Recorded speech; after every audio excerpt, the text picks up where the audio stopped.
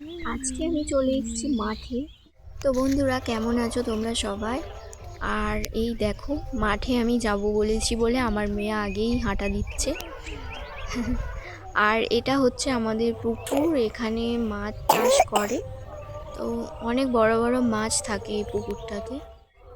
আর এই হচ্ছে জমি। তো আমি আস্তে আস্তে জমির দিকে যাচ্ছি। তো এই জমিটাতে আলু দিয়েছে।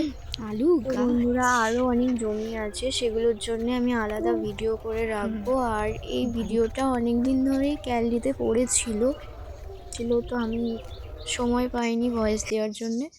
তো এদিকে দেখো, আমি চলে এসেছি জমিতে। আর এখানে কটা বিম গাছ লাগিয়েছে দাদু, তো বড় হয়নি। তো জল দেওয়ার কারণে হয়তো বড় হয়নি। আর এখানে রয়েছে মূলো গাছ।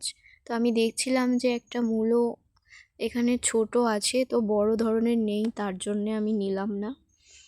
আর এখানে আরও গাছ লাগিয়েছে আমার দিদা। তারপরে এখানে পালং শাকগুলো দেখো কতটা সুন্দর আর শীষ হয়ে গেছে। তো যাই হোক, খাওয়া অবশ্য যাবে। আর এই হচ্ছে ধনেপাতা। আমি ধনেপাতা এখানে কিছু ধনেপাতা তুলবো। তো আজকে আমি ভাবছি চাটনি করব। তো তার জন্য একটা একটা করে আমি ধনেপাতা তুলে নিচ্ছি। আর ধনেপাতার গোড়াগুলো ভীষণ শক্ত ছিল, যার জন্যে দিদা বলেছিল গাছে জল দেওয়া হয়নি, তো কিছু একটা কাস্তে জাতীয় নিয়ে যা। তো আমি বলেছি যে আমি এমনিই তুলে আনবো।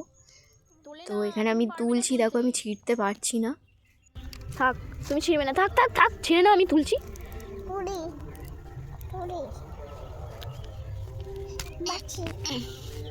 তো এখানে আমার মেয়ে আমার দেখাদেখি শুরু করে দিয়েছে তুলতে। তো বলছে মা তুলি বাছি। তো আমি বলছি তুমি তুলতে পারবে না।